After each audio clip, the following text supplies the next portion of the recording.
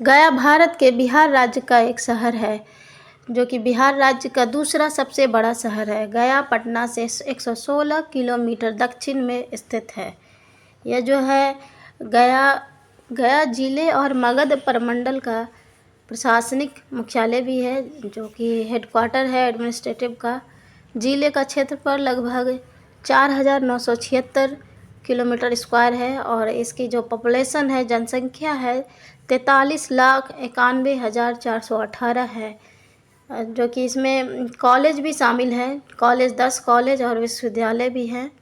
भारतीय प्रबंधन संस्थान बोधगया, मगध विश्वविद्यालय, दक्षिण बिहार केंद्र विश्वविद्यालय और गया कॉलेज जो है वो बहुत फेमस है, और मिर्ज़ा गालिब कॉलेज भी बहुत फेमस है गया के अंदर।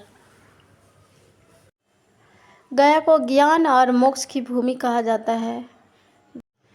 गया में पिंडदान करने से पूर्वजों की मोक्ष की प्राप्ति होती है।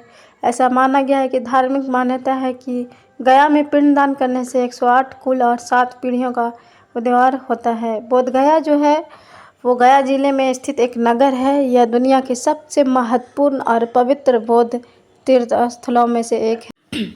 फल्गु नदी, जिसे फल्गु नदी के नाम से भी जाना जाता है, यह गया से होकर बहती है। यह गंगा नदी की एक सहायक नदी है। फल्गु नदी को हिंदुओं और बौद्धों द्वारा पवित्र माना जाता है। इसे हिंदू धर्म में सबसे पवित्र नदियों में से एक माना जाता है।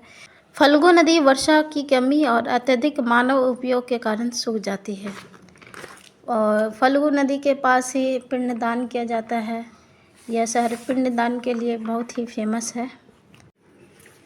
गया मौर्य काल में एक महत्वपूर्ण नगर था। खुदाई के दौरान सम्राट अशोक से संबंधित आदेश पत्र पाया गया है। मध्यकाल में बिहार मुगल सम्राटों के अधीन था। मुगल काल के पतन के उपरांत गया पर अंग्रेजों ने राज किया। 1787 में होलकर वंश की बुंदेलखंड की सामग्री महारानी अहल्याबाई ने विष्णुपद मंदिर का पुनर्निर्माण कराया था। मेगास्थनीज की इंडिका फान तथा हिंसांग के यात्रा वर्णन में गया का एक समृद्ध धर्म क्षेत्र के रूप में वर्णन है।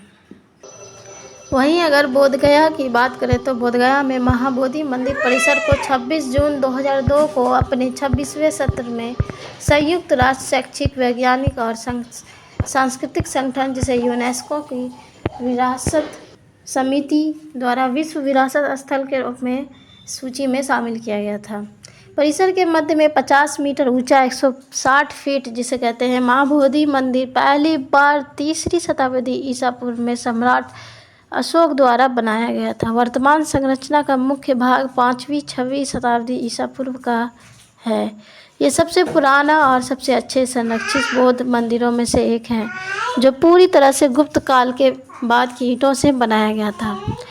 बोधि वृक्ष, जिसे फीकस रिलीजियोसा, जो परिसर के भीतर पवित्र स्थानों में सबसे महत्वपूर्ण है, प्रतिष्ठित रूप से उस मूल वृक्ष का वंशज है जिसके नीचे सिद्धार्थ गौतम को ज्ञान प्राप्त हुआ था और वे बुद्ध बन गए। इस मौलिक क्षण को चिन्हित करते हुए बोधगया लुम्बिनी, सारनाथ और कुशीनगर के साथ बौद्ध धर्म के 4 सबसे पवित्र तीर्थ स्थलों में से एक है।